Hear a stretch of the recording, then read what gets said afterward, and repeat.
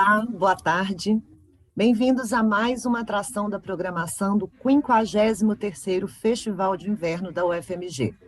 Antes de darmos início à próxima atividade, gostaríamos de convidá-los a participar do mapeamento cultural da UFMG. Se você trabalha em algum projeto ou espaço cultural e é da UFMG, não deixe de participar entrando no site www.ufmg.br/mapa da cultura.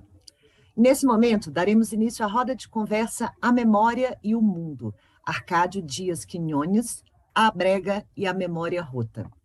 No mundo, imerso na comunicação incessante, o que se escolhe lembrar e por quê? Como se negocia o espaço do sujeito diante da colonização da memória e do poder? Para contemplar essas perguntas, a sessão propõe conversar com o crítico caribenho Arcádio Dias Quiñones sobre conceitos de memória rota e a arte de bregar. Nossos mediadores e expositores serão Pedro Meira Monteiro e André Veiga Bittencourt. Pedro Meira é professor titular de Literatura e Cultura Brasileira na Princeton University, onde dirige o Departamento de Espanhol e Português. Ensaísta e tradutor, tem se ocupado de temas como o modernismo brasileiro, a escrita tardia de Machado de Assis, literatura e sociedade, as formas breves e o sentido. André Vieira Bittencourt é professor do Departamento de Sociologia da Universidade Federal do Rio de Janeiro. Desenvolve pesquisas nas áreas de pensamento social, sociologia da cultura, sociologia dos intelectuais e sociologia política.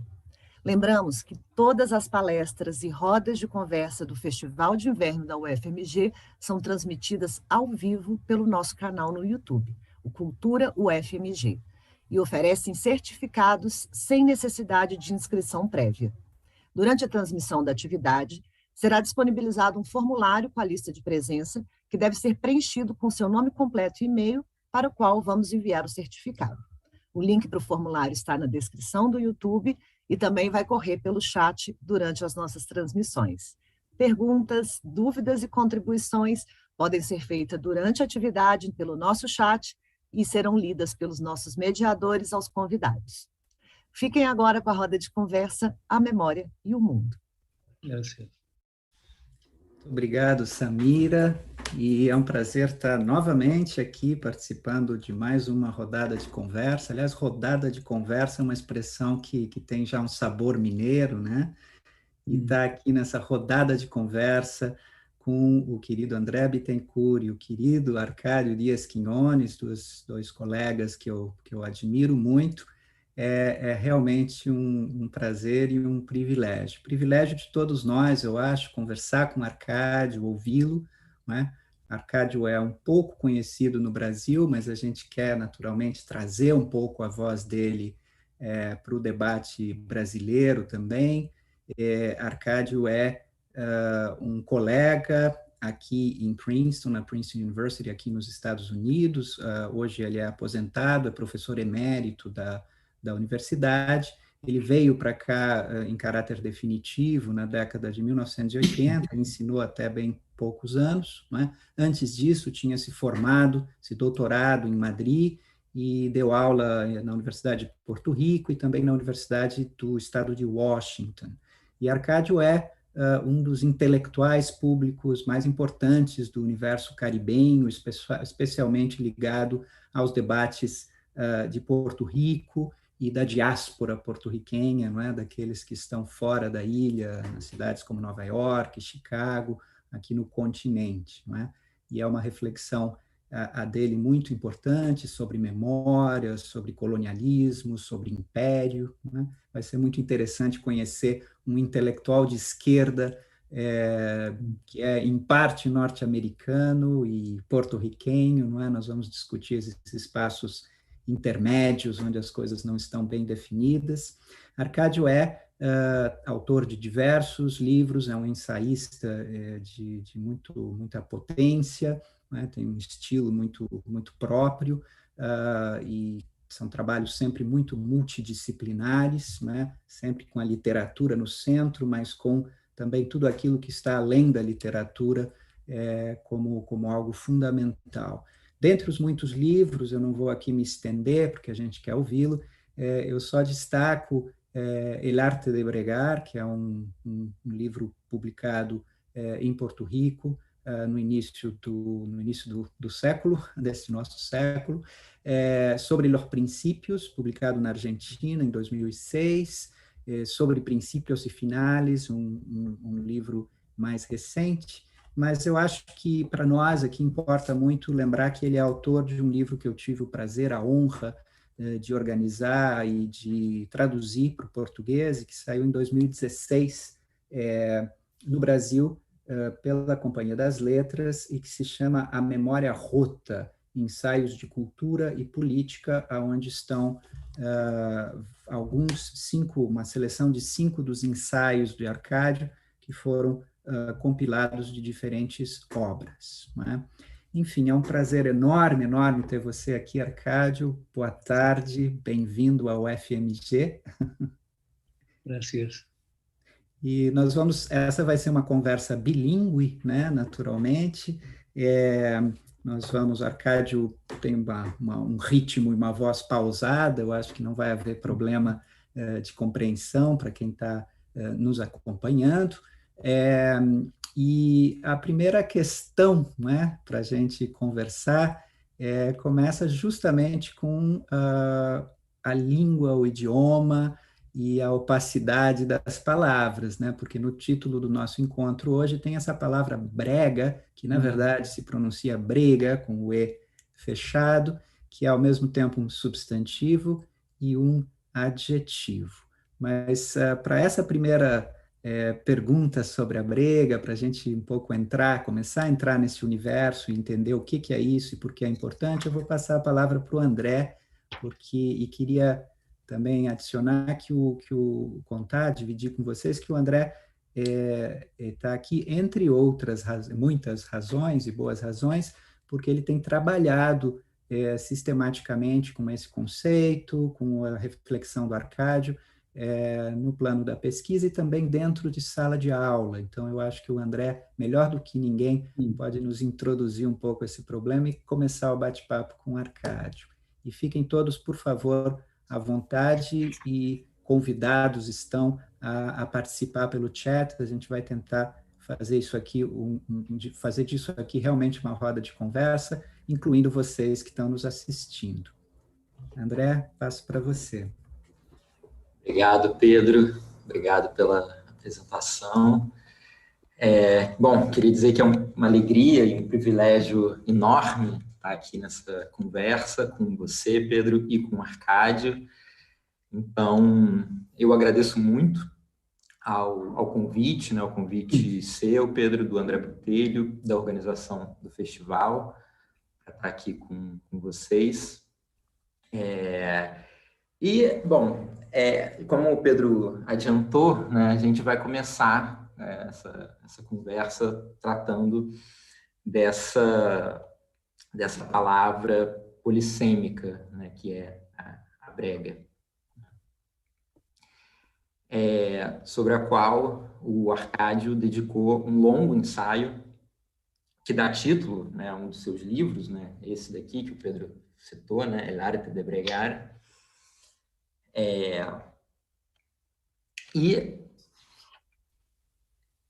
Enfim, eu acho que uma das características mais interessantes, né, dessa noção, né, do bregar, da brega, é seu caráter eminentemente oral, cotidiano, ligado à cultura popular e muito usado em Porto Rico e na diáspora.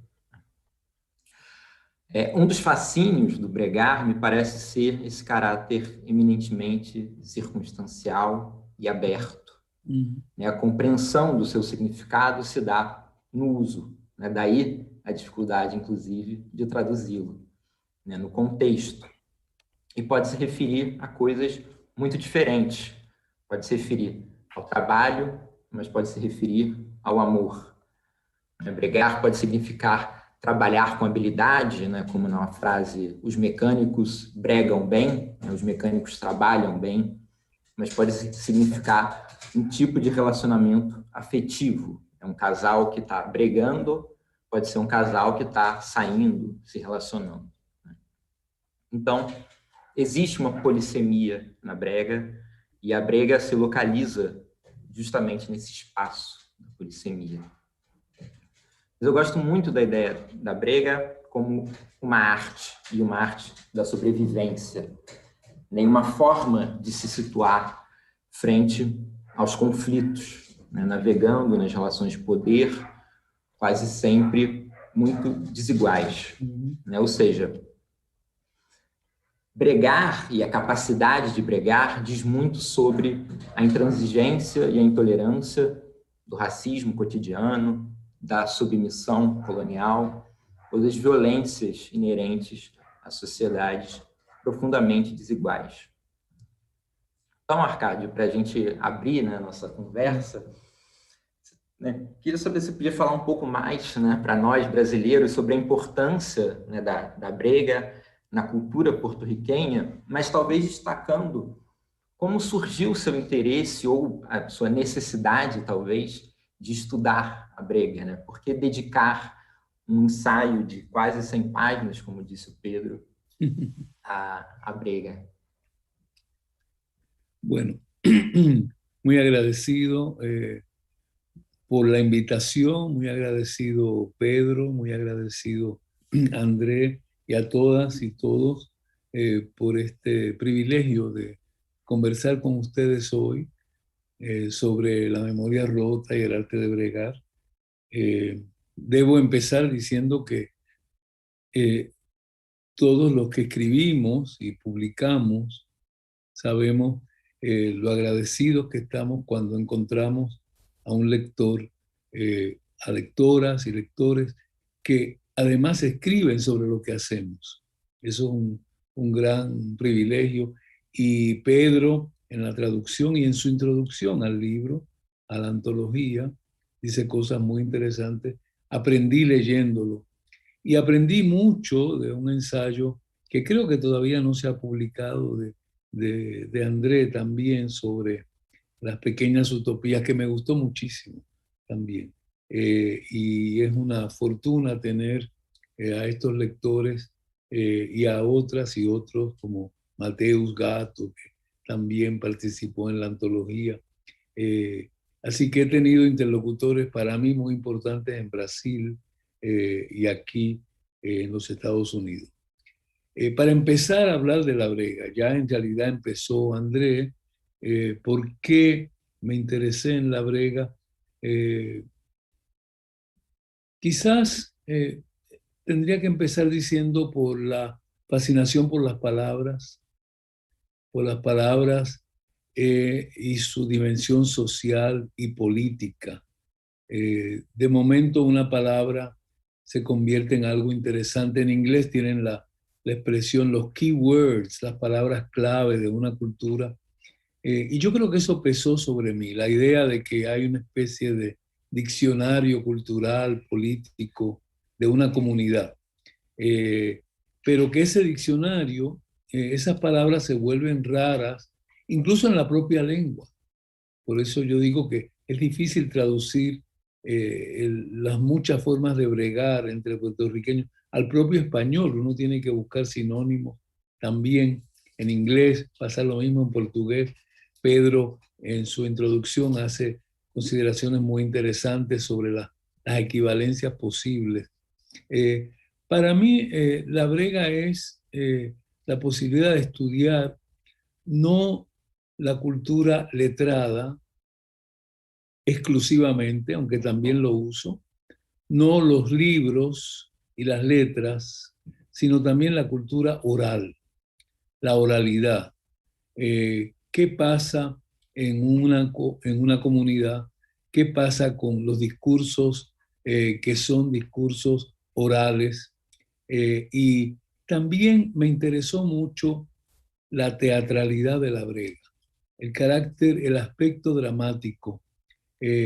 Cuando yo empecé a escribir en aquellos años sobre la brega, leía con mucha pasión el libro de Goffman, ¿no? The Presentation of Self in Everyday Life, que es la constitución del yo en la vida cotidiana, como André decía. Y también me interesó mucho el ensayo de Freud la psicopatología de la vida cotidiana, lo cotidiano como experiencia, lo cotidiano como interacción, lo cotidiano además como una forma como una manera de entrar en la vida política. Esa teatralidad, yo diría que fue lo primero que me interesó. ¿Qué pasa con una palabra que se usa tan frecuentemente? ¿Por qué se usa? ¿Qué significa? ¿Qué significados tienes? Andrés decía muy bien, bueno, la polisemia me llamó la atención, porque se usa mucho, pero también cambia de significados, es contexto. Eso. Y las reglas, la brega para mí, si tuviera que sintetizarlo, diría que son como las reglas de juego, lo que me interesó. Es como jugar un partido, de lo cual sabemos mucho en Brasil y en el Caribe, sea el fútbol o el béisbol o cualquier otro deporte. Las reglas son muy importantes. Y en la brega hay reglas también. Una de las reglas es también que se opone a lo rígido y a lo burocrático. Es buscar un tipo de movimiento, cierto movimiento, ¿no? Pero también se respetan las reglas del juego. Para decirlo un poco provocadoramente, la brega no es la revolución. No es la revolución porque la relación de fuerzas es muy difícil, es muy imposible, es muy asimétrica la relación de fuerzas y por lo tanto hay poco espacio de maniobra, pero ese espacio de maniobra se usa. Por eso interesa políticamente e interesa en la vida individual, personal y mucho en la colectiva. ¿Hasta dónde puedo llegar? ¿No? ¿Cuáles son los límites y las posibilidades en lo íntimo, en los lazos familiares, en los lazos sociales, pero también como colectivo? ¿Hasta dónde puedo llegar? Y digo, no es la revolución, porque en realidad se opone a veces a la revolución. Se opone porque la revolución se considera poco posible, muy difícil de lograr. Y también la brega fracasa. Muchas veces, como las fuerzas son tan desiguales, me interesó la conciencia del fracaso. Y la brega fracasa, la brega individual y colectiva, cuando se pierde la dignidad. Eso es muy importante. La palabra dignidad individual o colectiva es muy importante cuando hablamos de la brega y de los usos de la brega. A mí me interesó mucho también el libro históricamente importante de James Scott, las armas del débil, ¿no? The Weapons of the Weak. Y la brega es una de las armas, es decir, el valor de la palabra, de tomar la palabra, del lenguaje, para transformar una situación, para hacerla aceptable, vivible, una forma de resistencia, limitada, pero es una forma de resistencia. Cuando no se puede cambiar todo, podemos transformar algo. Yo creo que eso es interesantísimo en los distintos usos de la brega. Yo hablaba el otro día precisamente con Pedro y otros, y recuerdo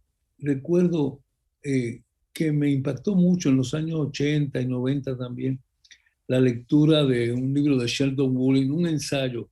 Era un profesor de Princeton con quien conversé mucho, y Sheldon Woolley tenía el concepto de fugitive democracy, la democracia fugitiva, que a mí me pareció siempre muy interesante.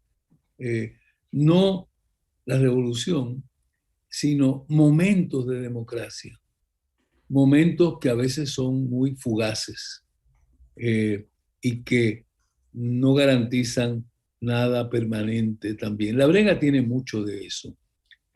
Su utopía, y hay una utopía, es la dignidad individual o colectiva, y a veces fracasa. Por ahí yo creo que va los muchos usos de la brega.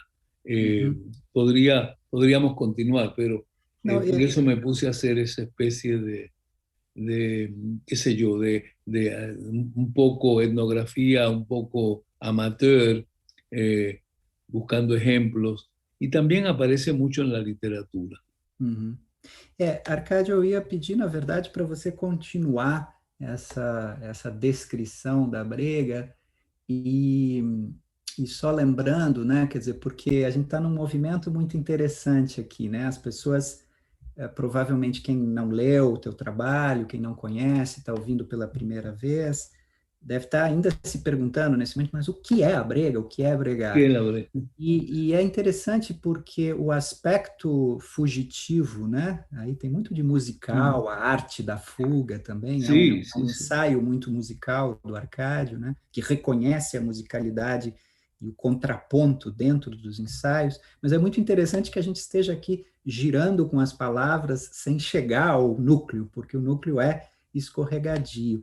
Mas, ao mesmo tempo, para que não fique muito abstrato, para quem está pela primeira vez ouvindo isso, tem uma resposta, e o Arcádio desenvolve isso no ensaio, é um dos primeiros exemplos, né, de uma utilização oral, né, da Brega, é uma resposta possível quando, num contexto, digamos, entre porto-riquenhos, sobretudo, mas não só, seja na ilha, seja na diáspora, né, no continente, se pergunta a alguém, como você vai? E a pessoa responde, aqui em La Brega, ou estou bregando, não, aqui em La Brega. Assim é. Que eu acho que se traduziria para o português muito aproximadamente como alguma coisa, estou aqui na luta, né? Quer dizer, estou me defendendo, é o dia a dia. Se eu encontro um problema, eu tento driblar, eu tento convencer a pessoa que está querendo me esmagar a não me esmagar, não é? E aí tem um sentido todo muito corporal também, né? De virar-se, né? Se virar, em português, é uma expressão nesse sentido muito bonita, porque significa tanto mexer com o corpo, quanto significa se defender, né? Quer dizer, se defender sem muitos instrumentos, sem muito dinheiro, eventualmente. Exato. Né? Mas é uma expressão, eu acho que muito, muito útil. Eu vou contar duas coisas engraçadas que eu acho que ajudam um pouco a situar, para a gente voltar para você, Arcádio. Uma que havia toda essa discussão, né, terminológica, eu e Arcádio conversávamos muito quando eu estava traduzindo, íamos publicar o livro, se a gente devia manter a expressão, né, como expressão estrangeira, em itálico, bregar, e aí a gente foi colhendo muitas possibilidades de tradução, e uma delas era a ginga, né? Quer dizer, o bregar tem um pouco a ver com gingar. O Arcádio se apaixonou um pouco por um momento com a ideia da ginga, porque tinha a ver com a capoeira. Aí eu resisti um pouco, porque eu disse, puxa, mas toda essa ideia da ginga pode levar à ideia do jeitinho, e aí a gente está num terreno muito escorregadio. Aí tem também uma espécie de discussão de caráter nacional, um pouco estereotipada no Brasil, e isso não é o espírito da brega. Como é que a gente faz? E aí, num certo momento, eu conversei, entre muitas outras pessoas, conversei com o Chico Buarque, que, ao ouvir falar da brega, eu conversava com ele teve duas reações. Isso era não muito depois do impeachment da Dilma, e ele dizia, puxa, precisa dar esse livro para Dilma Rousseff. Uma das coisas que ele disse. E a outra coisa que ele disse mas então seria uma espécie de esquiva no box? Eu acho que a esquiva no box também. E a outra história que há poucos dias eu mandei esse livro recentemente para o André Petri, que é um jornalista fantástico, que é hoje o editor-chefe da revista Piauí, e ele se encantou e me disse recentemente, puxa vida, agora eu preciso da palavra, eu estive bregando a vida inteira e não sabia, agora eu já não posso mais navegar sem a palavra, né? A gente precisa inventar a palavra em português. Mas aí, Arcádio, você falou que não é a revolução, né? Porque se virar é muito menos do que a revolução, não é transformar o quadro, a estrutura, não é, talvez não seja derrubar as estátuas, cortar a cabeça do rei, não sei. Mas, por outro lado, a brega tem uma relação tensa com a transformação e com a conservação. Então, que a Brega é? Ela é transformadora e conservadora ao mesmo tempo? O que ela Sí, quer? es Porque ela também não é buena, reforma, né? muy importante pregunta. Yo diría que sí, que ambas, transformadora y conservadora. Me parece muy interesante todo lo que has resumido ahí, con las metáforas que buscamos para explicarla. Yo creo que estoy bregando, estoy en la lucha. También a veces decimos mucho eso, estar en la lucha diaria, ¿no? La vida es lucha, a veces guerra simbólica, ¿no? También. Y la idea de guerra simbólica está por todas partes. A mí sí me gustó lo poco que sé de la capoeira, me gustaba mucho la analogía, porque hay rituales también, y porque hay dimensiones culturales, antiguas, ancestrales, religiosas, etcétera, que a veces están ahí, uno percibe también. Yo creo que la brega presupone una conciencia muy grande de la necesidad de transformar, pero también de los límites. Siempre hay una conciencia de los límites.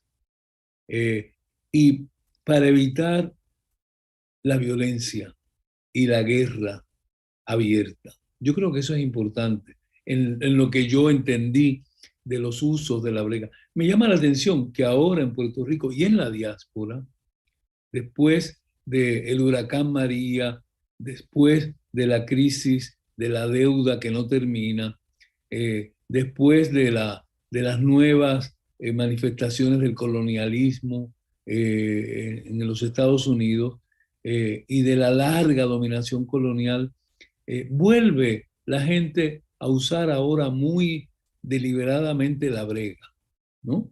Interesante, políticamente. Porque se dan cuenta de que hay que bregar frente a la catástrofe del huracán, hay que bregar frente a la catástrofe de la deuda externa. Son grandes catástrofes, ¿no? Y sin embargo, no hay una solución que sea monolítica. Y a veces las comunidades prefieren bregar con lo inmediato, con lo que pueden ellos, salvar la comunidad, salvar la pequeña comunidad. Yo creo que eso es importante, ¿no? Yo digo que no es la revolución porque en el Caribe hay otro gran mito por la revolución cubana sobre todo, ¿no? Que es la concepción épica. Y quizás en mí pesaba mucho la contraposición contra lo épico, no el guerrillero heroico, sino esa lucha cotidiana, ¿no? También en el ensayo yo hablo, creo que bastante, sobre cómo el discurso político se apropió de la brega también. Las partes finales del ensayo es como Muñoz Marín y otros se apropiaron de la cultura popular y de la palabra bregar para legitimar y justificar el Estado Libre Asociado, que era una prolongación de la colonia, ¿no? Y eso está muy desacreditado ahora. Pero es curioso cómo el poder político usa el lenguaje popular. Así que está el otro problema. El problema de contexto en relación a eso. Y la relación del poder político y de las élites con la cultura popular. Porque yo creo que reconocieron que en la cultura popular había esa palabra maravillosa que servía polisémicamente para tantas cosas y la usaron para justificar el Estado Libre Asociado, ¿no? Y eso significaba justificar la guerra de Corea, la participación de puertorriqueños en la guerra de Corea, para justificar el macartismo en Puerto Rico, para justificar la persecución de los críticos comunistas y nacionalistas, que fue muy dura, ¿no? Y entonces ahí yo creo que uno entiende por qué la brega puede fracasar, en efecto. Puede fracasar y al mismo tiempo tiene sus límites muy claros. Sí. Arcádio, pode ir, Pedro. Pode ir, André. Não, é porque eu tenho um pouquinho de contexto, porque me ocorre que talvez, não é uma pergunta, é só para voltar um pouquinho a fita, e aí depois eu te passo, André, Arcádio, porque provavelmente Munhoz Marín não é um nome que seja conhecido por boa parte das pessoas que estão, claro, a não ser os que leram o livro, né? Então essa história de Porto Rico, né? De talvez um pouquinho sobre o que é ser porto-riquenho também, não no sentido essencialista, mas o que é sí, estar aí entre impérios. Se você pudesse dar um pouquinho de contexto para nós, por favor. sí. Bueno, muy brevemente, porque yo creo que es en efecto él mismo también una figura compleja, pero fue un gran líder político puertorriqueño, importantísimo, carismático, formado también en los Estados Unidos, bilingüe perfectamente, de una familia política, y fue en su juventud, fue independentista, fue defensor de la autodeterminación puertorriqueña, de la descolonización. Pero en los años 40, ya sobre todo en la Segunda Guerra Mundial, empieza a transformar, a cambiar su posición, y ya en la posguerra llega a ser gobernador de Puerto Rico, después a finales, pero ya empieza a defender lo que él llamó, él y los suyos, fundó un Partido Popular Democrático muy legitimado electoralmente, lo que se llamó el Estado Libre Asociado, que no era ni la independencia ni tampoco la anexión como Estado. Y eso parecía muy atractivo, pero resultó, como era previsible, que en realidad seguía siendo la misma dominación colonial norteamericana con algunas pequeñas concesiones. Pero viene acompañado, yo digo siempre, the price of the ticket, fue la guerra de Corea, la participación de los puertorriqueños, y fue la llamada ley de la mordaza. Yo quiero detenerme ahí un momento, porque la historia contemporánea de Puerto Rico del siglo XX, de mediados del siglo XX, de la posguerra, no es la descolonización, sino la subordinación, nueva subordinación a los Estados Unidos, ¿no? Ocupación militar continuó, la marina también, y sobre todo lo que se llamó ley de mordaza, que fue una ley que se aprobó en el 48, contemporánea del Estado Libre Asociado, una ley que prohibió cualquier actividad que se pudiera interpretar como una actividad subversiva de los Estados Unidos, ¿no? Eso fue terrible. Y era una ley contra los socialistas puertorriqueños, contra los independentistas, contra algunos sindicalistas. Y después la ley se derogó, pero duró hasta el 57. Yo diría que la historia puertorriqueña también hay que desamordazarla, ¿no? Y que una forma de bregar es desamordazar poco a poco esa historia, larga historia colonial, que empieza en el 98 y sigue hoy, ¿no? Con los Estados Unidos. Es interesante que esa frecuencia de la brega se dé en un país pequeño cuya historia está dominada por la colonia española y luego colonia de Estados Unidos, por la esclavitud y la resistencia a la esclavitud, ¿no? Y por una diáspora enorme. Es una isla pequeña, pero como las islas del Caribe, de algún modo todas son ejemplos de la complejidad de esa dominación colonial, de la esclavitud, como en Brasil, y de sus consecuencias y larga duración hasta hoy también. Y curiosamente ahí es la brega la que ha permitido muchas formas de resistencia. Algunas pequeñas, ninguna deja de ser importante, ¿no? Yo creo que en ese sentido la brega fue un fracaso desde el punto de vista que la usó Muñoz Marín para legitimar una forma que era totalmente una falacia de descolonización, se usó, pero la gente la siguió usando a su modo y a su manera. André, eu tinha te interrompido. Nada, imagina. Mas, na verdade, tem tudo a ver com o que o Arcádio estava falando agora, né? Porque A gente falou de transformação, poder, de revolução, diáspora, dívida.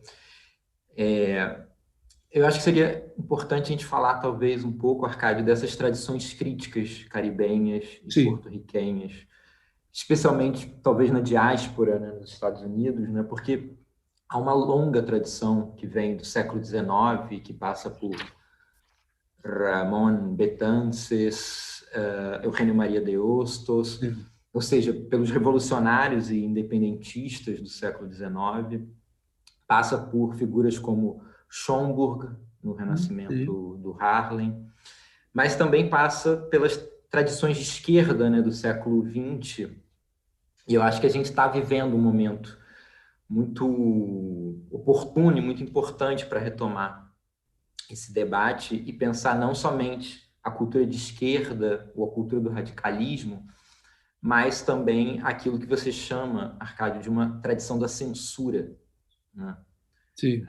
Da vigilância, da perseguição política, né? Como você trata a partir dos arquivos do FBI.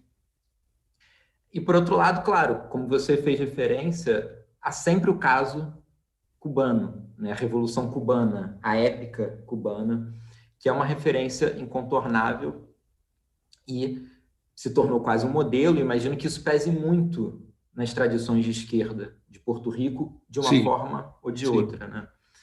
Então, se você pudesse talvez falar um pouco mais sobre essas complexidades dessas culturas de esquerda caribenhas e porto-riquenhas em particular, entre impérios, né, como você e o Pedro frisaram. Bueno, dos preguntas ahí, ¿no? Primero, la larga tradición en efecto, del siglo XIX hasta hoy. Ya has mencionado dos figuras, tres importantísimas, Betances, Ramón Emeterio Betances, Eugenio María de Hostos, dos puertorriqueños de tradición radical, liberal del siglo XIX, letrados los dos, uno médico, Betances, afrancesado, que hizo casi toda su vida en Francia, y desde allí militó como defensor de la independencia cubana y puertorriqueña. Y el otro, Hostos, un intelectual que también hizo casi toda su vida en el exilio, ¿no? Y son contemporáneos, más o menos, de Martí, que también entra en ese cuadro importantísimo de radicales antimonárquicos que lucharon contra el Imperio Español. Los tres apoyaron la guerra de Cuba, la guerra que empieza en el 68 y que dura, como dice Moreno Fraginal, 13 años, que es una diferencia grande con Puerto Rico, porque la guerra cubana es una guerra larguísima y una guerra muy dura, muy cruel también, que transformó al país y donde muchos ofrecieron su vida también.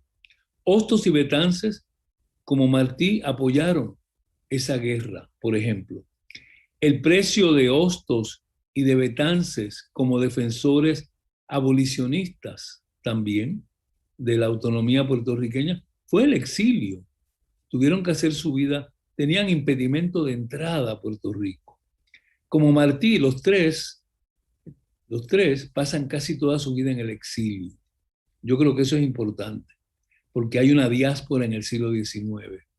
Y ahora hay algunos buenos libros, de ahí viene Schomburg. Schomburg es un afro-puertorriqueño que llega a Nueva York precisamente a finales del siglo XIX y está vinculado a los revolucionarios cubanos en Nueva York. Tu pregunta me permite también recordar que Nueva York es un centro importante para el Caribe. Lo ha sido desde el siglo XIX, pero también para el azúcar, porque para la élite puertorriqueña y cubana y españoles, Estados Unidos era un gran mercado, ¿no? Entonces Nueva York en ese sentido es un mercado azucarero, pero también fabrican maquinaria para Cuba y Puerto Rico en el azúcar. O sea que las relaciones, digamos, capitalistas es un tema enorme que solo puedo mencionar aquí. Y también están los tabaqueros, el mundo del tabaco, los anarquistas cubanos y puertorriqueños que también emigran. Y que el énfasis no es tanto en la nación, sino en todo el conflicto entre el capital y el trabajo. Yo creo que eso es muy fuerte en el Caribe y muy fuerte hasta el día de hoy, transformado por otra situación. Así que, en efecto, Puerto Rico tiene una larga tradición y la diáspora puertorriqueña, hoy, quizás habría que empezar por ahí, porque hoy, en el 2021, somos más de 6 millones de puertorriqueños en la diáspora y un poco más de 3 millones en la isla. Así que es una diáspora enorme, enorme, repartida. Quizás hay que empezar por ahí. Pero en el Caribe, todas las islas del Caribe tienen diásporas importantes. Haití, en Francia, en Canadá, en Nueva York, por ejemplo, ¿no? Jamaica, digamos, es decir, Puerto Rico, Cuba, tenemos una historia de esclavitud, una historia de colonialismo, pero también una historia de diásporas, primero diásporas europeas, diásporas africanas, que todavía hay que estudiar enormemente. Y en ese sentido yo veo muchos vínculos con Brasil también, ¿no?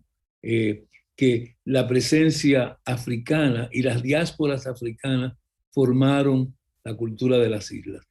La literatura, los escritores que se han ocupado de eso, los puertorriqueños, ya son muchos. Para mí, Luis Pález Matos, por ejemplo, que ya en los años 30 tiene su poesía afrocaribeña, que fue un escándalo para la élite. Su libro, El Tuntún de Paz y Grifería, donde la danza, Pedro, la danza y el movimiento es central para Pález, ¿no? Calabó y bambú, bambú y calabó, es la vanguardia afro-antillana, Pález, como en Cuba también. O, por ejemplo, una escritora como Julia de Burgos, más tarde, en los años 40 y 50, o un escritor como José Luis González, o un escritor como Pedro Pietri en la diáspora hoy día. Es decir, la literatura está llena. Y hay un libro que yo quería destacar, que es un libro precioso, que se titula simplemente Las Memorias de Bernardo Vega. Y ese libro es una primera historia de la diáspora, en su mayoría trabajadores del tabaco, en Nueva York a principios del siglo XX. Y es una migración muy interesante porque es muy solidaria, tienen una cultura política anarquista e internacionalista muy fuerte, y en los años 30 son defensores de la República Española, ¿no? Están unidos a grupos radicales comunistas en los Estados Unidos. Es todo un capítulo de la diáspora puertorriqueña. Pedro, yo querría mostrar, por ejemplo, la imagen de Our New Possessions, porque yo creo que ahí vemos también el cambio del 98, ¿no? Contestando a la pregunta de André, de las tradiciones culturales e intelectuales, ¿no? Porque hay una larga tradición. Schomburg es una figura fascinante, podemos hablar. Vean esta imagen. Our New Possessions es un libro, uno de los muchos libros que se publicaron en Estados Unidos en 1898. Hay una producción editorial enorme que tiene que ver con el imperio. Vean la palabra possessions, ¿no? Y en Estados Unidos todavía hoy, aún en la academia, aún en Princeton, el término US Empire, el imperio norteamericano, casi no se usa todavía. Ahora está cambiando un poco la cosa y se usa un poco más. Pero vean la producción, esos libros, ahí están, en la portada del libro, de Philippines, Puerto Rico, Cuba, Hawái, ¿no? Y es interesante porque en esos libros hay muchísimas fotografías, hay textos muy interesantes a veces.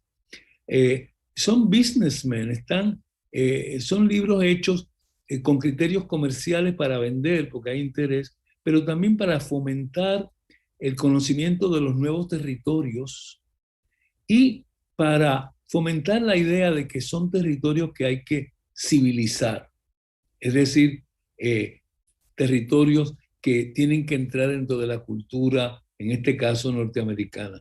Pero a mí me llama la atención esa palabra, a new possessions, ¿no? Y yo pienso que tiene mucho sentido frente a eso usar el verbo descolonizar. Hay que descolonizar ese imaginario que fue muy fuerte. Y ellos publicaban fotos, ahí podemos ver, vean eso, también Harper's Weekly, que fue tan influyente, una revista tan influyente, ahí aparece el tío Sam, ¿no? Y aparecen todos las nuevas clases subalternas. Y vean la cuestión racial también, ¿no? Toda la cuestión de raza, el maestro severo, exigente, y ahí aparece Puerto Rico, Cuba, Hawái, etcétera, ¿no? Aparecen como los nuevos alumnos que están aprendiendo la civilización. Y eso es justamente de 1898. Esa es una de las muchas revistas que mandó fotógrafos, dibujantes, corresponsales. Así que el imperio es un gran tema para mí.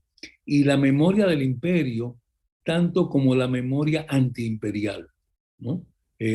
Y las dos cosas son importantes. Edward Said hablaba de eso. Hay que estudiar cómo el imperio cultiva su memoria. Vean esta foto que está en el libro a la antología brasileña, que a mí me parece una foto tan reveladora.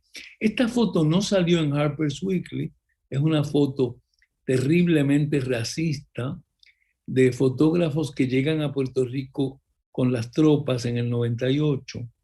Y entonces había y hay todavía la práctica de subir a la palma de coco para tumbar cocos. Pero estos fotógrafos son fotógrafos, periodistas. Y esto es de un álbum privado. Esta no salió en la revista. Pero se vendían álbumes privados donde había toda clase de manifestaciones racistas o xenófobas. Y aquí han desnudado a este joven afro, puertorriqueño, y ellos están tomándose el agua de coco y obviamente es una burla también. Es un ejemplo de la indignidad colonial, cómo lo han desnudado, lo han obligado a subir desnudo, que era inaceptable desde todo punto de vista para él y para su comunidad. Y sacan la foto. Y esta foto pertenece a un álbum privado que logré conseguir en mi investigación y vincula la cuestión de raza, dominación imperial y memoria, porque también hay una memoria, y el papel de la fotografía, de lo cual no hemos hablado, pero que me interesa mucho. La fotografía, la construcción de imágenes para la memoria, para la brega también, pero sobre todo para la memoria imperial e para a memória descolonizadora. Arcádio, antes da gente passar para a memória, né, que é talvez o outro grande núcleo desta conversa, né, como ela foi anunciada, mas também acho que é a questão pulsante, é quase que a espinha dorsal, eu acho, não só dos teus trabalhos, mas me parece da tua imaginação também, né, que está muito ligada a o que fazer com a memória, né, como você sempre pergunta, o que escolhemos lembrar e o que escolhemos esquecer, né? Sim. Até onde se pode escolher isso.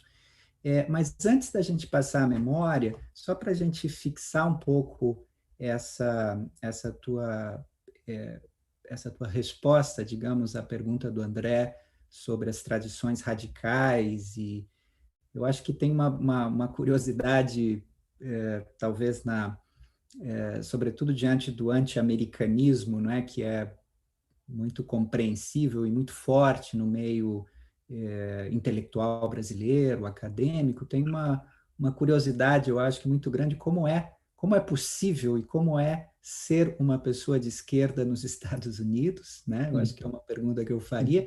E pensando numa linhagem dessa arte de bregar, aí não no sentido conservador, como do Munhoz Marim, mas talvez em outro sentido, talvez no sentido radical, Você diria que a Alejandra Ocasio-Cortez, hoje, é um exemplo de arte de bregar? Porque eu acho que a Alejandra Ocasio-Cortez é uma referência, enfim, ela tem o seu aspecto pop, é uma referência para toda a esquerda mundial e no Brasil também.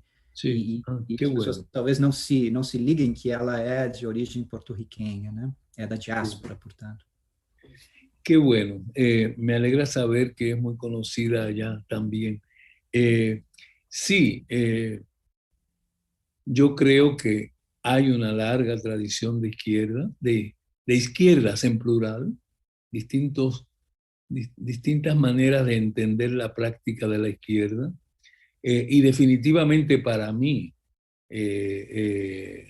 Alejandra Ocasio es una figura de izquierda que yo admiro mucho, y como admiro mucho a Bernie Sanders y la veo en ese grupo extraordinario que han logrado algo que yo admiro, que es una brega política, porque no es la revolución tampoco, pero han logrado hacerse un lugar en uno de los partidos establecidos, el Partido Demócrata, que no es nada fácil. No es nada fácil construirse un espacio político crítico, radical, en esos partidos establecidos. Desde luego, imposible en el Partido Republicano hoy, pero aún el Partido Demócrata, ¿no? Que no entro ahora, pero deja mucho que desear. Yo soy muy crítico de ese Partido Demócrata, pero no cabe la menor duda de que hay un grupo ahí que ha sabido organizarse, movilizarse en los últimos años para establecer otra política. Y también tienen su política de la memoria, porque ella, como Bernie y otros, también tienen otra memoria política y saben perfectamente que hay una larga lucha que incluye a socialistas, que incluye a radicales feministas, que incluye a grupos abolicionistas, que incluye desde W. Du Bois, de Frederick Douglass, hasta Toni Morrison y James Baldwin y muchos otros, Martin Luther King, por supuesto, Malcolm X, y también en el caso de ella, las luchas radicales latinas y puertorriqueñas. Hay una plena conciencia, ¿no? La brega porque están navegando una situación muy difícil y muy delicada, ¿no? Es una brega política dura, que hay que hacer concesiones, que hay que también a veces saber callar a tiempo, ¿no? No es nada fácil. Yo creo que sí, que constituyen una esperanza para la renovación política de este país, no solamente de los grupos puertorriqueños o latinos, ¿no? Una conciencia histórica que no siempre pasa en un país como Estados Unidos, que ahora vuelve a descubrir su gran tradición radical, pero al mismo tiempo vuelve a descubrir su violencia fundacional, a descubrir lo que fue la esclavitud, lo que ha sido la negación de los derechos humanos. Y se sigue discutiendo curiosamente en estos días la enseñanza de la historia. La enseñanza de la historia. Yo me sentí muy esperanzado cuando vi en estos últimos años cómo las estatuas caían, porque en ese sentido yo soy iconoclasta.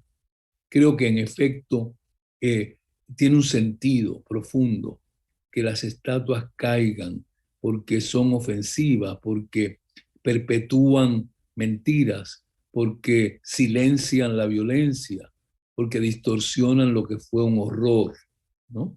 Muchas de ellas. Y en ese sentido es un capítulo largo el derrumbe de las estatuas. Y yo creo que ellos y ellas están apoyándose en luchas por los derechos, la lucha por los derechos LGBT, la lucha por los derechos raciales, la lucha por los derechos a la diferencia, la lucha por los derechos sociales también. Todo eso entra en una especie de utopía de la dignidad, que es muy importante también en el mundo afro y latino de la diáspora, ¿no? Yo creo que eso, ahí hay un vínculo profundo também entre la brega e as tradições políticas. Arcádio, talvez seja um bom momento, então, para a gente entrar nesse núcleo, né, da memória e essa expressão, né, esse adjetivo rota, né, rasgada, em relação à memória, que é tão misterioso e tão cheio de consequências para o pensamento, para a poesia e para a política. Se você pudesse falar um pouquinho desse conceito, né, da utilização da memória, eu aproveito e engato isso numa pergunta que a nossa colega Valéria Souza está fazendo pelo chat, né, que é uma curiosidade, né, o que se fez depois da tragédia recente na ilha, né, que aqui não se ouviu nada. Então, o que se fez, não só o que aconteceu, como está a situação em Porto Rico, mas também como se lida com a memória, né, nas ruas. E se você pudesse falar um pouquinho do conceito e como isso está rebatendo no presente. Sí. Bueno, la memoria rota, yo tenía ahí, cuando publiqué ese libro, justo después de las grandes transformaciones, de la caída del muro, de lo que se pensaba como el fin del comunismo y los debates sobre historia y memoria de aquellos años, pero también le debo mucho a los estudios, ahí sí, a los estudios postcoloniales. Para mí fue muy importante en Princeton la figura, las visitas de Edward Said, los debates sobre Palestina, los debates que suscitaba Homi Bhabha, por ejemplo, también sobre la historia. Y la literatura, Toni Morrison como un ejemplo más de una nueva mirada hacia la memoria de la esclavitud y cómo recuperar la memoria y el trauma, ¿no? Memorias traumáticas. Y claro, también mis propios recuerdos, ese ensayo de la memoria rota y el libro tiene mucho de libros y de texto y de poesía.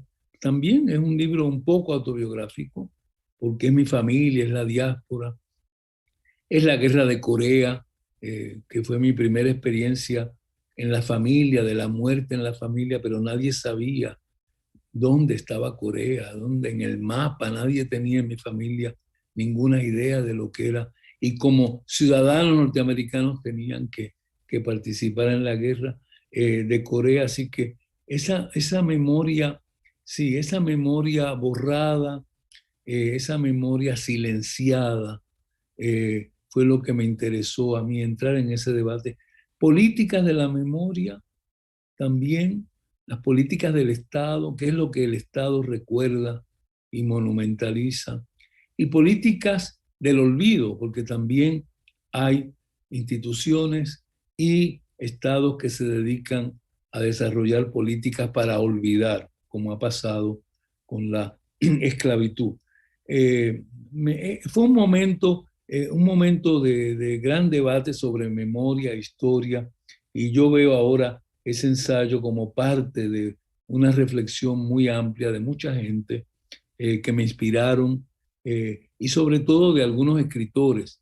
De nuevo ahí, José Luis González fue para mí muy importante, Julia de Burgos con su poesía, Ricardo Piglia, con quien conversé muchas veces sobre el tema de la memoria y de la memoria ligada a las clases populares, a diferencia de la memoria de las élites.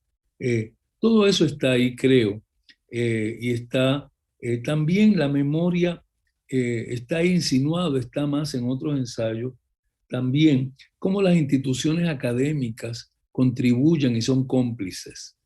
Para mí eso era muy importante, cómo la Universidad de Puerto Rico, donde yo estudié y terminé estudios de humanidades y de literatura, no estudié nunca la esclavitud, no estudié nunca lo que era ser África, lo que era África o las culturas africanas.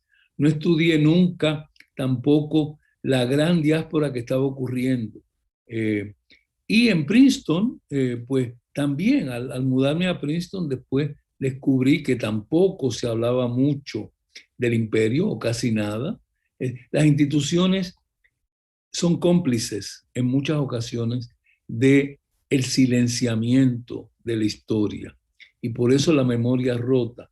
Yo recuerdo que me quedé muy, no sé, indignado sería la palabra, cuando vi que se hablaba críticamente en Princeton de Woodrow Wilson por la esclavitud, pero no se mencionaba, y no se menciona casi, su papel en el imperio norteamericano. Y fue Wilson quien firmó la ley de la ciudadanía americana para los puertorriqueños, ¿no? Y fue también, por ejemplo, veo ahí la gran obra de Antonio Martorell, y yo pertenezco a esa generación de la guerra de Vietnam, decimos, ¿no? Porque los puertorriqueños estábamos obligados a servir militarmente, y muchos murieron y otros regresaron con traumas, los que tuvieron que ir a Vietnam. Esta es una obra de Antonio Martorell y es un ejemplo de la memoria crítica de los artistas puertorriqueños, que para mí fue muy importante. Eso está ahí, artistas como Martorell, como Lorenzo Omar, como tantos otros, que son artistas que han cultivado otra memoria que no aparecía en los libros de historia. Y que aquí está Omar, con un grabado espléndido. Ahí ven a la derecha la figura de Betances, por ejemplo, que es como un muro de contención frente a la llamada modernización del país, el turismo, y esto de los años 60, ¿no? Y es un buen grabado para ilustrar cómo muchos artistas radicales, artistas gráficos, muchos de ellos, veían la posibilidad de hacer la crítica. Yo creo que tengo otra de Carlos Raquel Rivera también, que tiene que ver con la masacre de Ponce, y que es un grabado extraordinario de un artista también muy crítico. Este es Lorenzo Omar, y me parece que hay uno de Carlos Raquel Rivera, la masacre de Ponce. Ahí está. Bueno, este es otro, pero es parecido. Los grabados de Carlos Raquel siempre tienen el águila imperial, ¿no? Estas son elecciones coloniales en Puerto Rico, y él las representa con una fuerza extraordinaria. Aquí este me parece es histórico. Este es un grabado que conmemora y critica a la vez lo que fue la masacre de Ponce, una masacre de 1937 en la que murió todo un grupo de nacionalistas, fueron masacrados por la policía, dirigida entonces directamente por los Estados Unidos en Puerto Rico, contra los nacionalistas puertorriqueños. Y después ahí ya estaba preso Albizu Campos, la figura. Así que yo quiero destacar estas imágenes porque mucho antes de que abriéramos el debate sobre la memoria, ya los artistas puertorriqueños, un grupo de ellos, estaba elaborando otra memoria, una memoria descolonizadora, una memoria muy crítica a través de las imágenes, de los grabados, de las pinturas. Y para mí eso me marcó tanto como la lectura de Fanon, ¿no? Yo también pertenezco a la generación. Detrás de la memoria rota, desde luego hay muchas lecturas, también reflexiones y debates. La Revolución Cubana, de nuevo, los debates sobre la Revolución Cubana, pero también las semejanzas y las diferencias. Comparar con Cuba siempre yo insisto, siempre hay que pensar las semejanzas, pero también las diferencias.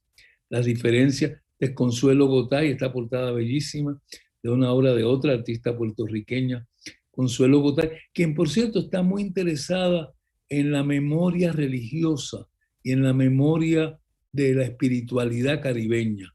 Y yo creo que eso hay que recordarlo.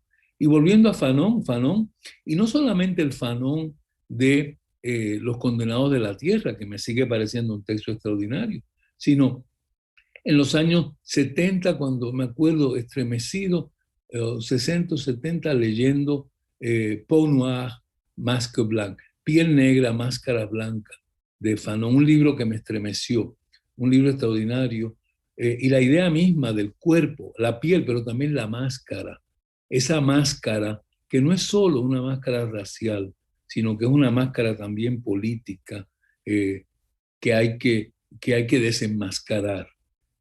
Yo creo que para mí fue decisivo Fanon, el Fanon de Los Condenados de la Tierra, el Fanon de Piel Negra, Máscara Blanca, el Fanon de la Revolución también argelina, que leímos. Esos textos circularon, traducidos, algunos en francés, otros traducidos. Fue muy importante para todos nosotros, y nos permitió una mirada crítica de esa historia colonial silenciada y de esa historia silenciada del racismo caribeño también. Yo lo pondría, lo destacaría mucho, porque lo he vuelto a pensar mucho en estos meses a Fanon, lo que significou para todos nosotros. André? Eu ia te perguntar, Pedro, você por acaso tem aí aquela imagem da Arca de Noé, da Consuelo Bottai? Eu tenho que achar, mas ela é uma ótima imagem para, eu acho que o que a gente está querendo como próxima questão. Eu vou procurando aqui, se você quiser. La tienes. Porque eu acho que o Arcádio podia, de repente, falar um pouco sobre essa imagem, sobre a artista, né, que é tão importante para ele nos livros dele, né, é da capa também da tradução em português. E tem relação com né, a gente falou da brega, da memória, e tem também uma relação direta com um outro grande tema do Arcádio, que é a relação entre os começos e os finais, né? Sim. Que é um dos grandes temas de pesquisa, né? Os beginnings e, mais recentemente, como o Pedro mencionou, sim, as pesquisas sobre os finais, né? São temas, ao mesmo tempo, fundamentais para a poética e para a política. Eu gosto muito de uma frase do Tocqueville, que você cita, né, em que ele diz que em uma revolução, como num romance ou numa novela, é mais difícil, né? O mais difícil é inventar o final. O final, sim. Porque, né, nessa frase do Tocqueville, ao mesmo tempo, um caráter de incerteza e fabulação, sim, dos finais, né? E nós vivemos, particularmente, numa época de grande ansiedade por alguns finais, né? O final da pandemia, o final do governo Bolsonaro no Brasil, do autoritarismo. Por outro lado, tem sido um pouco difícil imaginar novos começos, né? Sim. Como a imaginação é um tema da poética por excelência, né? Será que você podia, talvez, falar um pouco sobre,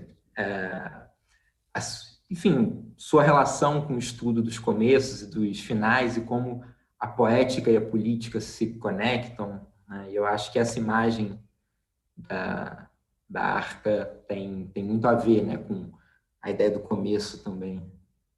Sí, sí, muchas gracias por la pregunta, y por la lectura que haces también. Lo primero que querría decir, Andrés, y volviendo a tu texto que me ha hecho ver tu escrito, gracias de nuevo, lo importante que ha sido para mí la amistad, ¿no? Eso es muy importante porque esta pieza, este grabado que tengo aquí en mi casa, es un grabado de Consuelo Bottai, una amiga muy querida artista, y que está basado en un poema de Luis Palés Matos, que ella inventó la imagen a partir de unos poemas del joven Palés Matos. Y fue cuando yo la conocí a ella en los años 70. Tenemos una vieja y larga amistad. Y siempre me gustó mucho esa imagen del arca de Noé, hecha por Consuelo Bottai, específicamente su arca, ¿no? Que se mueve en ese mar.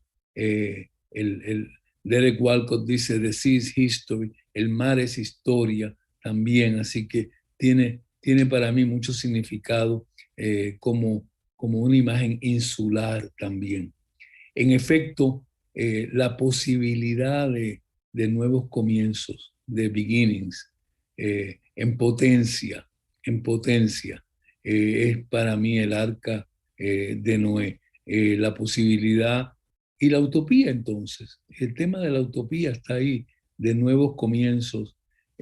Y debo decir que, claro, me marcó mucho la lectura de Hannah Arendt y me marcó mucho la lectura de Edward Said para pensar los beginnings, ¿no?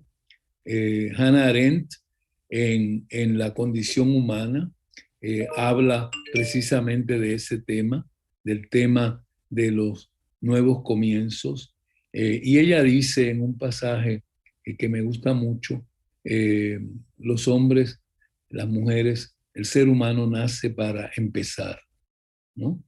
Nace para empezar. Y empieza muchas veces, después sigue con la palabra. En el espacio público es la idea, ¿no? Empieza una nueva vida. La polis, entra en la polis. Nacemos para empezar, que es muy... La idea de ella lo llama en algún momento natalidad. La condición humana es la natalidad. Eso me marcó mucho cuando leí en los años 70 o 80, no recuerdo, su libro, La condición humana, un libro muy bello que leí muchas veces y se me quedó grabada la idea de la natalidad. Y también fue muy importante para Edward Said, con quien conversé muchas veces, la idea de beginnings. Y Said decía algo muy importante para mí, que lo usé en algunos de mis seminarios. Él tiene un ensayo que debe estar en las colecciones de ensayos, que él escribió muy pronto, en los años 70, si no recuerdo mal, Permission to Narrate, permiso para narrar, como palestino, permiso para narrar, que es también, yo me identifiqué mucho con eso porque es la idea de un intelectual palestino que vive en los Estados Unidos, y yo me identifiqué como puertorriqueño también en los Estados Unidos, que pide permiso para narrar, en el sentido de trata de construir un relato que no es el relato dominante, que es el relato excluido, que es el relato silenciado. Eso para mí es Said también. No tanto Orientalism, que fue un libro importante, pero también la idea de que la narración palestina necesitaba New Beginnings y también el relato en el espacio público. Así que yo creo que eso es en parte. Y ahora me interesan los finales. Me interesan mucho los finales. En la literatura siempre me han interesado porque me gustan las formas breves en la poesía, el soneto, la décima, pero también en las narraciones. El final es siempre tan importante. Un gran teórico de los finales fue nuestro querido Ricardo Piglia, que escribió sobre los finales y lo practicó muy bien. Pero José Luis González también, un escritor puertorriqueño muy agudo, muy inteligente, con reflexiones sobre los finales. Así que en la poética, en muchas poéticas, el final es decisivo, ¿no? Y nos permite releerlo todo. Pero también en la política es complejo. Y tú citabas lo de Tocqueville, que a mí me gustó mucho, porque es así, las revoluciones, lo más difícil es el final. Yo diría que la Revolución Cubana sería un buen ejemplo también. Qué difícil es imaginar un final, y es un error muy grande no terminar a tiempo también, ¿no? Y pretender prolongarlo cuando ya no se puede hablar de revolución. Así que hay un debate político ahí, ¿no? Un debate político que no puede cerrarse, que queda abierto también. La Revolución Francesa, la Revolución Norteamericana, que termina institucionalizando la esclavitud. ¿Qué significa ese final de la Constitución? ¿Qué significa el Estado Libre Asociado cuando Ahora, obviamente, terminó el mito, pero ¿qué hay ahora? ¿No? ¿Qué significa cuando hay una crisis fundamental, económica y política, que puede ser Brasil, Puerto Rico, Cuba, Estados Unidos? ¿Cuándo es que se puede empezar de nuevo? ¿Y qué significa empezar de nuevo? Son preguntas que también yo añadiría, volviendo a lo que tú decías, también donde uno necesita estar acompañado muchas veces por amigas, amigos, por la comunidad, para poder contestar esa pregunta, que no son respuestas individuales, ¿no? No son respuestas de un individuo, sino son respuestas muchas veces de un sentido de comunidad. E acompanhado por los muertos, acompanhado pelos mortos também, né? Eu acho que esse é um tema que atravessa tua imaginação e o teu ensaísmo, né? Os teus ensaios, Arcádio, que é a memória tem a ver com aquilo que o Ricardo Piglia, por exemplo, no debate e diálogo com a literatura argentina, chamava de eleição de um cânone pessoal, né? Quer dizer, uma invenção. Eu escolho os mortos, os autores que passaram, os personagens, os heróis, né? Eu escolho, eu habito com eles, né? Y ahí también el diálogo con los muertos, que para muchos sería una definición de lo literario también y de la vida intelectual. Estamos leyendo, es dialogar con los muertos, aun cuando no estén muertos, es como si estuvieran muertos. Estamos dialogando con un texto o dialogando con un cuento, con una novela, ¿no? Y algo que hablábamos el otro día, que son las diversas temporalidades también, que la literatura nos permite ver que coexistimos en distintas temporalidades y que podemos estar leyendo a Hostos o a Martí, ¿no? O a Julia de Burgos, y es muy del presente también. Que hay textos que se vuelven cada vez más presentes para nuestra vida cotidiana, y algunos vuelven con una fuerza extraordinaria. En ese sentido, ahí yo soy también benjaminiano. Benjamin vuelve muchas veces en estos meses porque es su metáfora de excavación y memoria. Y también es que Benjamin es maravilloso cómo él vio que en efecto tenemos que proteger a los muertos que corren peligro. La memoria de los muertos corre peligro. Como él dice, porque el enemigo sigue venciendo, ¿no? Es extraordinario, ¿no? En las tesis de filosofía de la historia, ¿no? Los muertos corren peligro. El enemigo sigue venciendo. Así que hay una urgencia. Hay una urgencia de acción y de protección porque los muertos están desprotegidos. É uma grande metáfora também. É impressionante como, neste ponto, a gente está quase terminando o nosso tempo, a reflexão, de fato, você falou, Arcádio, né? Ou estávamos falando outro dia, né?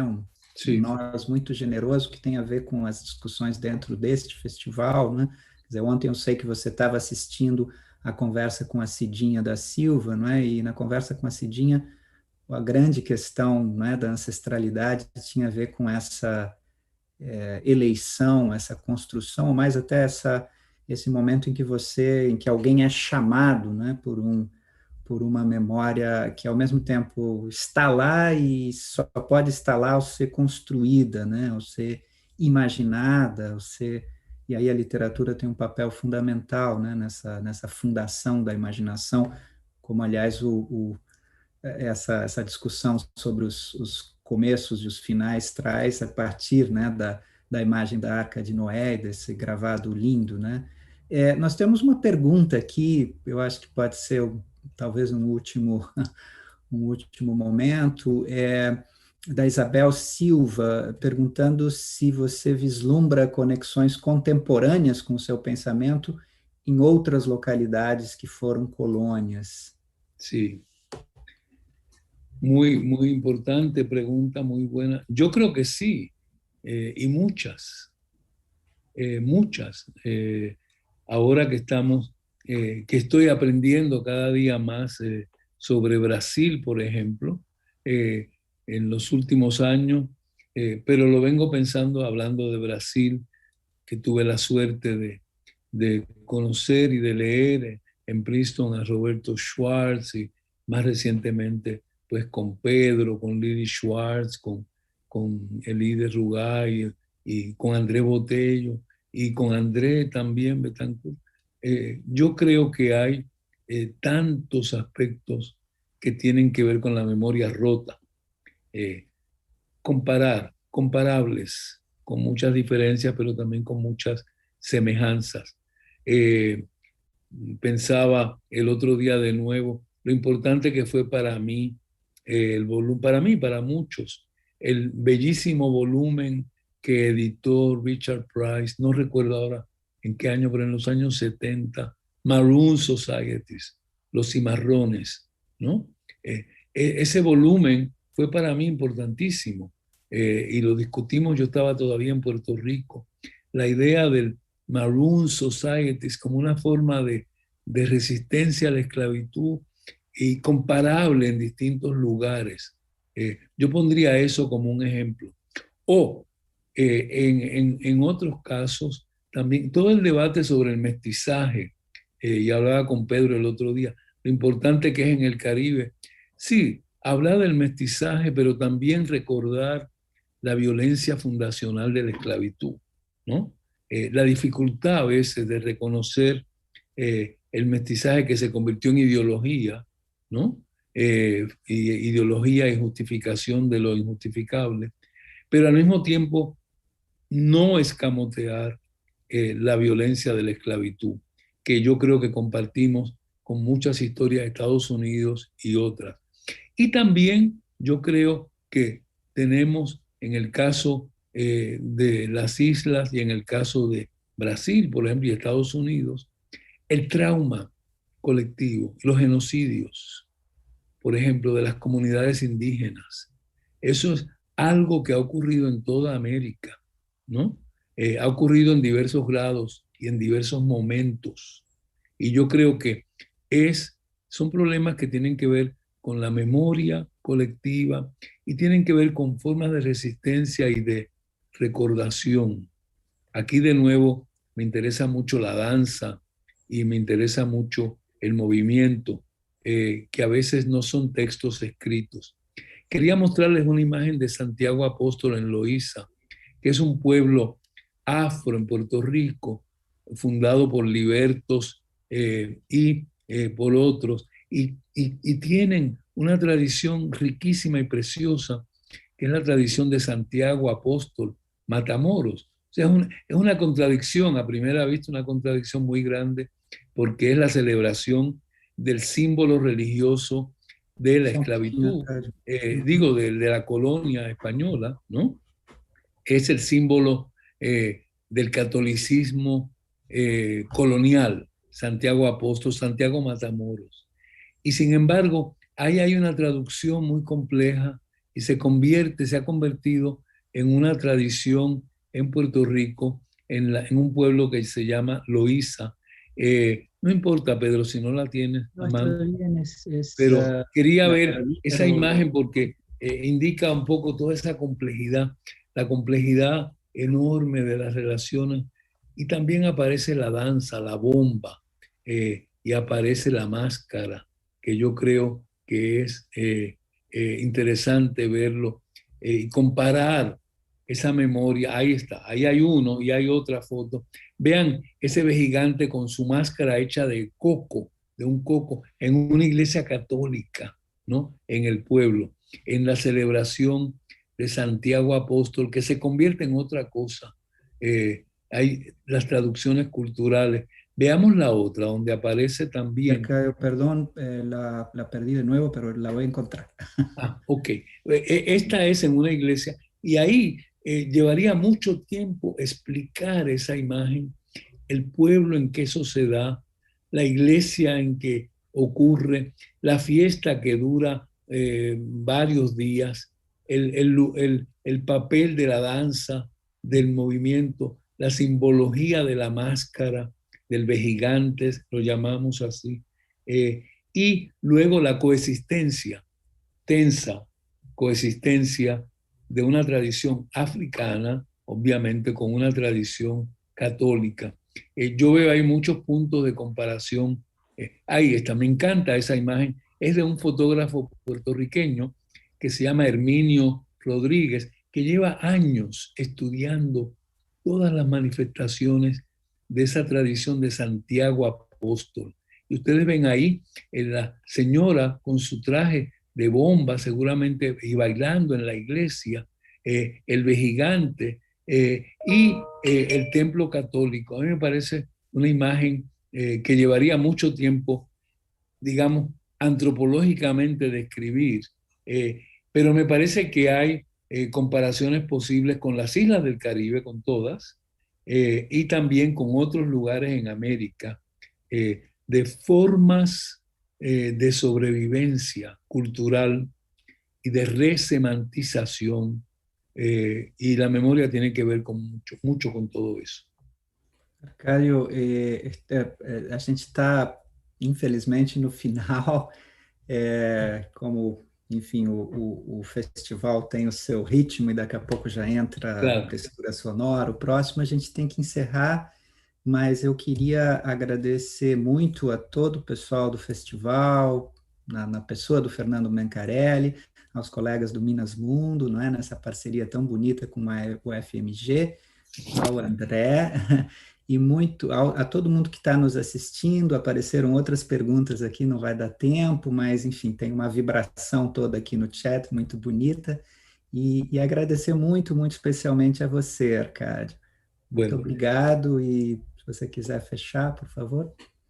Yo agradecidísimo también tanto por la invitación y a ustedes, Pedro y Andrés, ¿no? Muy agradecido. Solo quería decir algo para cerrar entre comillas, ¿no? Que claro, también yo estoy bregando ahora con el Zoom, es una forma de la brega, como antes, bregando con el ensayo, porque para mí el ensayo es también una forma de la brega, que no es el libro académico convencional, sino que tuve que bregar en Princeton y antes en Puerto Rico, cómo hablar de estos temas, de la memoria rota, de la brega, cómo participar en una comunidad política críticamente. Y ahí el ensayo se convirtió en mi forma de bregar. Y en eso estoy todavía hoy. Y creo que es interesante el ensayo como forma de la brega también. Muchas gracias. Obrigado, Arcádio. Obrigado, André. Obrigado. Obrigada, Arcádio, Pedro, André, pela participação no Festival de Inverno da UFMG.